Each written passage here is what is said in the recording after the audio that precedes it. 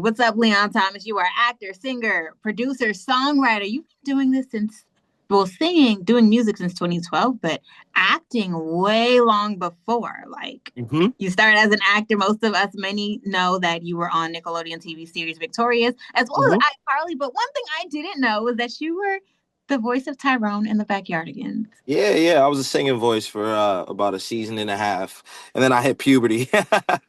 But it was a vibe. It was a vibe. Oh my gosh, how'd you get into acting? It kind of fell in my lap. My mom's friend, she knew a couple casting directors and got me some auditions. And my first audition, I got it. So I just got really lucky and was prepared. And my life changed in that moment. And I'm really thankful, super thankful, for all of the opportunities that have come because of it. Yeah. Oh my gosh. Well, congratulations on that. Yeah, Now, thank you. jumping from acting to music, was it similar to how you started acting? Hmm. Well, music was just throughout my life. My parents, they had a record label, like an independent record label that they were running Mm, out of my living room pretty much. And then they were also musicians as well. So I grew up backstage seeing live performances at least once or twice a week. Um, so music has always been a constant, but doing it professionally was introduced to me when I was 13 years old. I got signed to Columbia Records, mhm. and through the Nickelodeon show Victorious, I was able to write songs that were released, professionally and put out all over the world. And that was my first taste of seeing people sing my lyrics back to me, and I've been Yeah. addicted ever since. Now, since then, I know you have also worked on projects of your former cast stars. Yeah. How was that? So almost like a full circle moment for you to like start with them acting and then you get into music and then now y'all are all in music and then y'all can work together. How was that? It's so cool. I mean, we all talked about it in the schoolroom, and shout out to them for just being like amazing human beings. Ariana Grande for allowing me to come in the studio and play some ideas.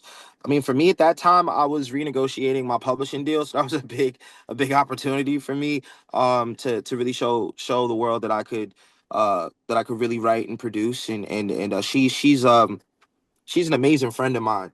I'm just so thankful that we got to collaborate in the ways that we did. Well, your writing, your singing, and production has paid off. I see you worked on Snooze with SZA. Won a Grammy for that. You worked Yeah, on Gold Roses for Rick Ross. And you also recently just did a phenomenal performance on The Late Show. yeah, yeah. Thank you so much. Like all good things are happening. Now, speaking of Mutt, the album, the single, like, what was the reaction from family and friends to that? And what was the process like making it? Making it was kind of like therapy.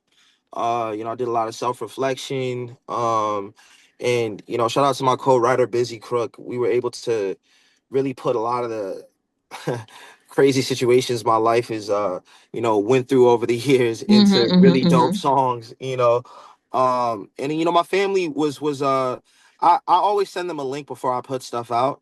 And Mm-hmm. being that they're musicians, they'll always keep it 100 with me. And they were like, this is the one for you. This is the one people are really gonna recognize. And I mean, my mom couldn't have been more right about the response. Yeah. And I'm really thankful for everything.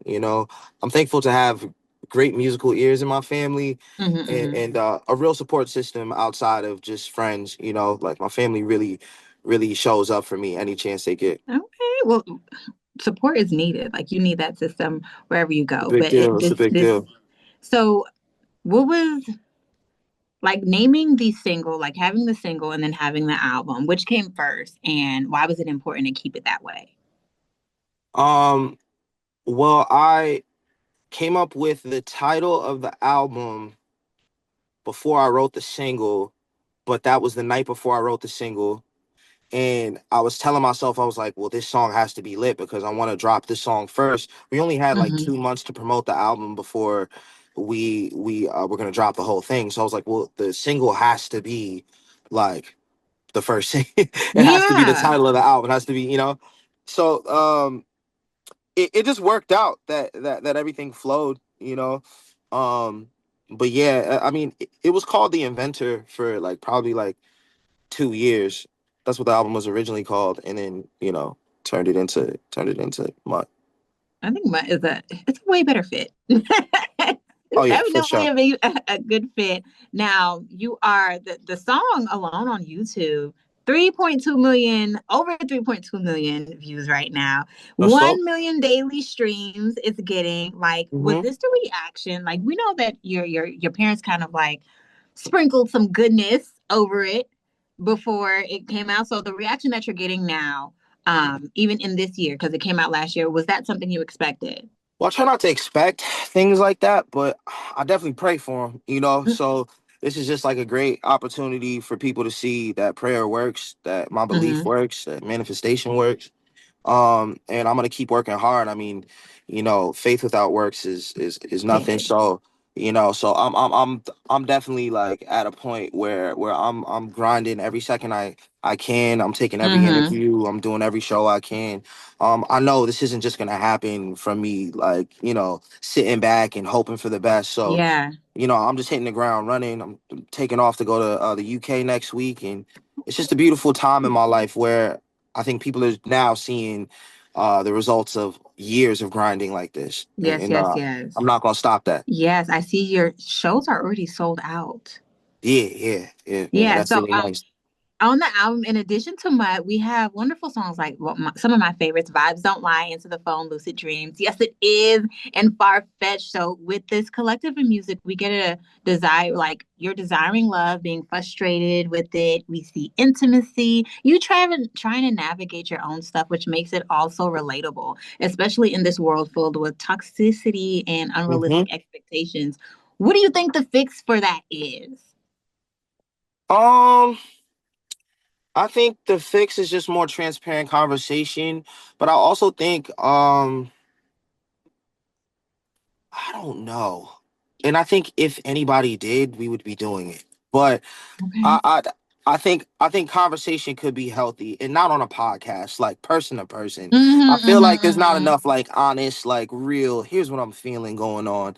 And I think that'll definitely solve a lot of gray areas and Yeah. blurred lines.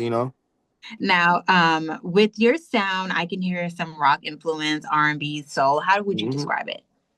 Well, it's definitely a blend of things. It's a mix of things. That's why Mud is a little multi-purpose. It's a blend of a bunch of things. Hmm. But you know, my love for black rock stars, my love for rock and roll period and R&B and having that alternative music do a dance sonically is a big thing for me. I want to not redefine the genre, but I want to definitely bring my personal gumbo to the mix, and continue to just be myself and fearless. And I don't want to Yeah. be put in any boxes. Um, but I respect all the love that I'm getting in R&B, and I'm gonna continue to do my thing. I just want to write great songs, and I feel like that can be done over so many different types of landscapes. And throughout the years, you'll see me switch it up when I feel like it. Well, you are definitely on the right path, and we will continue to support you. Thank you. Congratulations on all your success. All right. I really appreciate that so much. You're welcome. You're